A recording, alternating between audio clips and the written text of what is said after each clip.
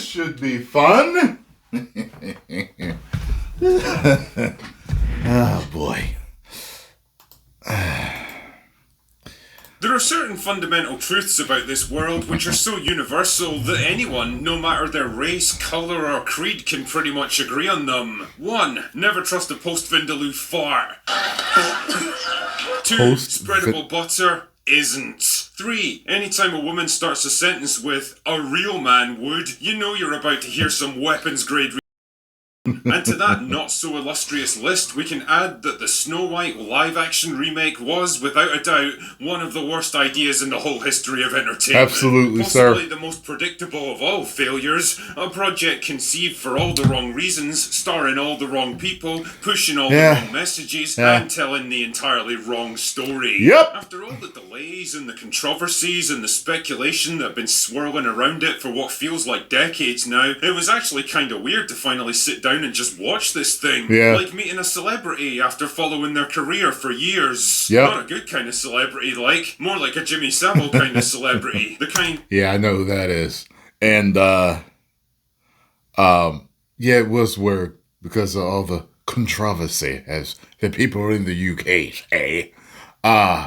It was weird because everything is going through your head as you're watching it with the actress, with the other actress, with Disney, with their choices, the dwarves, the 7 magical creatures, which end up being bandits, and it's just all of the race swaps and it's all, everything. That you're discreetly warned never to get into a lockable room alone with. I've heard about him. Here it is, nonetheless. And now that I've finally suffered through nearly 2 hours of Snow White, I can confidently tell you that, yes, this film absolutely lived up to all my worst expectations, and in some cases even exceeded them. A bloated, overstuffed turkey of a production, weighed down by hammy acting, cheap costumes, I meant to say that when in my review, the acting was campy and extra. You know, kind of like there's certain decades of entertainment where saying something like, "Hey, who are you?" like that was considered normal and it was considered real in a way. That's the type of acting it is. Well, you know, I couldn't do that because that type of stuff, I see what they were going for, but it does stand out like a red thumb. And Gal Gadot comes out, she comes across like a mustache twirling villain. You know what I mean? Tying a chick to the railroad tracks. Curses! You'll never catch me! You know, she comes across as that. So it was kind of funny. You know what I mean? With her playing the role like that, like I said, I saw what they were going for. It's just, the movie wasn't good. Bit of CGI and vomit-inducing cinematography that bungles most of the elements it steals from the original animated movie, abandons its classic ideals of self-sacrifice, heroism, and true love, and injects the lethal dose of the message, which is so redundant and thematically contradictory that it just gets abandoned by the ends. It's also laughably obvious where they've had to reshoot and rewrite big chunks of this movie in response to all the back. There were certain parts where I was like, wait a minute, why is her hair's kind of slightly a different color? I think this is a reshoot. You know what I mean? Like, it just looked a little different. Flash. Entire subplots, characters, and setups are introduced and then abandoned without explanation, and the ending is so wildly anticlimactic and jarring that it makes World War Z look like a model of cinematic efficiency. Anyway, let's get the plot summary over with so we can put this turd behind us. The basic setup for Snow White is broadly similar to the original film. Snow White herself is born to the benevolent king and queen of a generic medieval fantasy land that tactfully goes unnamed, although they must have pretty good transportation links with the rest of the world because the population here is more ethnically diverse than central London. Anyway, Snow White's mum dies and her dad remarries Gal Gadot, who manipulates him into going off to war, where he promptly disappears and is never seen again. Oh no, guess she's gonna have to take control of everything. What a bind. Fast forward a few years, and the kingdom's become a kind of dystopian nightmare where everyone's poor and hopeless and ruled over by an iron-fisted tyrant. It's a bit like modern-day Britain, only with better sanitation and dental care. Anyway, after a confrontation with Snow White over a bandit named Jonathan who tried to steal some food from the castle, the evil queen decides the best thing to do is send her out into the forest where the huntsman can conveniently murder her. It's a bit extreme, but I'll let it slide. Naturally, the huntsman has second thoughts and decides to let her go, and after wandering alone for a while, she runs into 7 dwarves that I can only describe as the kind of thing that Cthulhu probably has nightmares about. I'm not kidding, man. The brief glimpses that you got of these things in the trailers are absolutely nothing compared to the existential horror of actually witnessing them on the big screen. These are nightmares made real. Like if you woke up in the middle of the night and saw Mr. Blobby standing at the foot of your bed, silent, motionless, watching you with those blank... They are Uncanny Valley, but I told you guys I actually liked them. Them and the CGI animals, they actually worked for me if you didn't know the controversy behind it. And what's funny is they're not magical. However, in this version, they've been living for like 250 years or something like that. So would that make them somehow magical, or you know what I mean? And still, though, dwarves exist. You could have cast real dwarves. It's so stupid. And then the magical bandits, they had a dwarf with them. It's so stupid. It is so stupid that they didn't just cast a bunch of famous dwarves and have them play the 7 dwarves. So stupid. Lifeless eyes that bore into your very soul. So after crashing at their house for a while, eating their food and helping herself to all of their resources, Snow White helpfully forces them to clean up their own home while she prances around like she's on some mad acid trip. Which she probably is, to be fair. I would be if I was in this movie. Then for some reason she gets it into her head that her dad must still be alive, and the only way to find him is to seek out the bandits that lurk in the forests.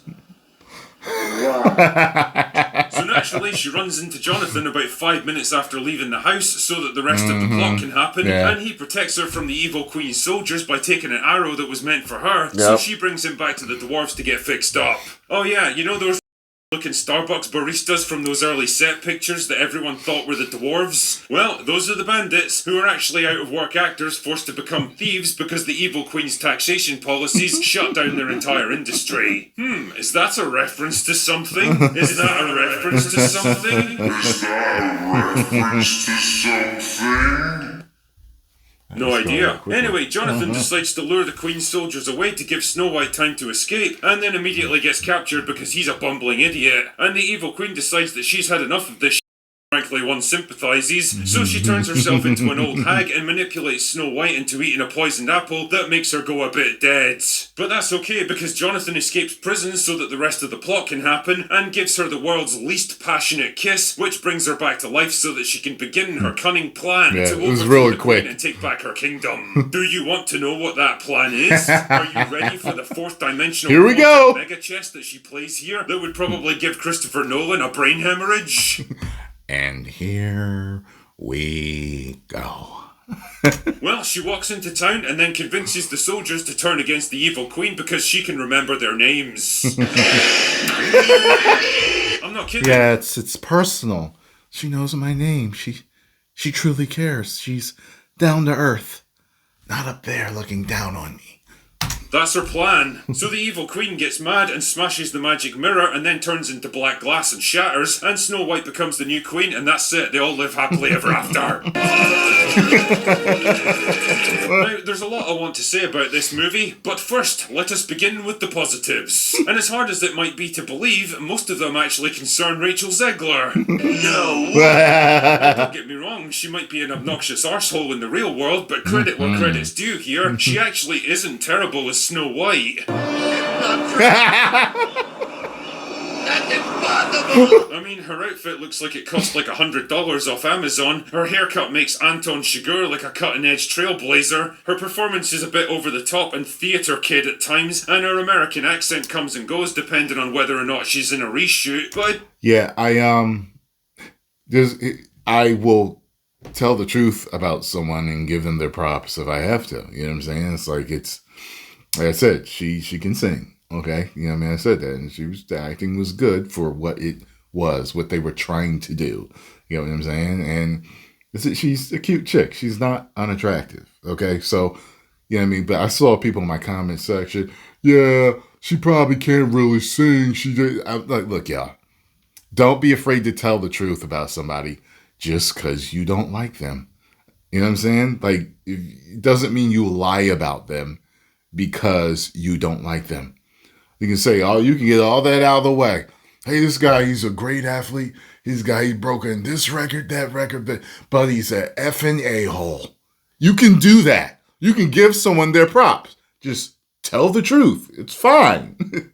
I do get the impression she's at least trying to do her best with the material, and she can absolutely belt out the musical numbers, which is pretty much what you'd expect from a trained vocalist. Yeah. The same cannot be said for Gal Gadot, however. It genuinely pains me to say. It's funny because I said that she actually sings, and I was like, she actually, like, not bad?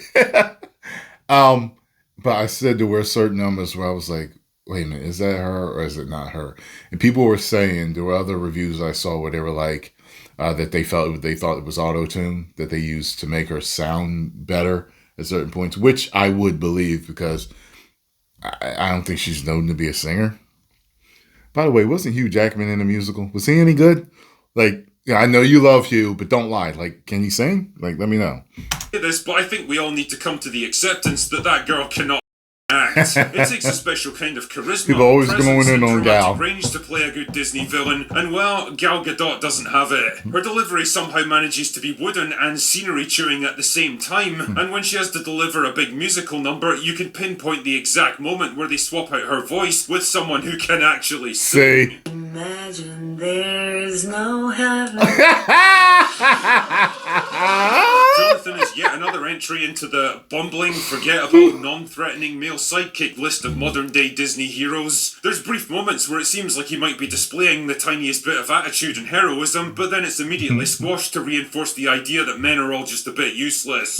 Visually, the film's an inconsistent mess. CGI Cthulhu nightmares aside, the colour scheme ranges from bleak, washed-out grey castles and towns that look like Zack Snyder directed it, to a over-the-top golden yellow piss filter for the CGI woodland scenes that's so excessive it actually makes your eyes start to hurt after a while. It's funny as well because there's like one scene that was filmed on location in a real forest, and the contrast between that and the CGI fantasy version is so jarring I actually thought the action had shifted to a whole different country. Also, you can absolutely tell this movie's been reshot to kiss scene where Jonathan brings Snow White back to life was absolutely added in later to try to appease fans of the original. Snow White herself has clearly been toned down in places to make her less obnoxious, and I'd be willing to bet about 90% of the bandits' screen time has been cut. Most of them don't even get a single line of dialogue, which once again had me questioning why the are they even in this movie? I think the biggest problem, though, is the ending. The original movie had the dwarves battling the evil queen to save Snow White, reinforcing the idea of reciprocal kindness and redemption. But here, Snow White has to resolve everything by herself, and the result is that none of the other groups or factions have anything to do. Of course the not. bandits and the dwarves, and even Jonathan, just kind of stand around watching the whole thing play out, and I couldn't help wondering,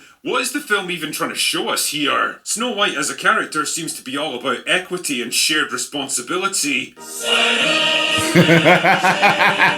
rather than privilege and greedy self-interest, but when it comes to the crunch, she ends up having to do basically everything herself, which negates the very point the movie's been trying to make for the past 2 hours. It's this fundamental inability to understand what it's even trying to say, beyond the crushingly tired princess who saves herself trope that's now become the very cliche it worked so hard to overturn that proves to be the film's real undoing. In short, Snow White is a modern-day mess. A film that's basically been a disaster from start to finish, and now that it's finally out there and I've reviewed it, it's something I'm very much looking forward to tossing on the ash heap of history. Do yourself a big old favour, save yourself some time and money, and go watch the original instead. Weird. Anyway, that's all I've got for today. Go away now. Oh, God. Well, get over and follow The Critical Drinker. If you enjoyed my thoughts and reaction on this, make sure you hit the like button, subscribe, and share. 10 million subscribers. Woo! I hope it's off the broke we go. I hope it's off the broke we go.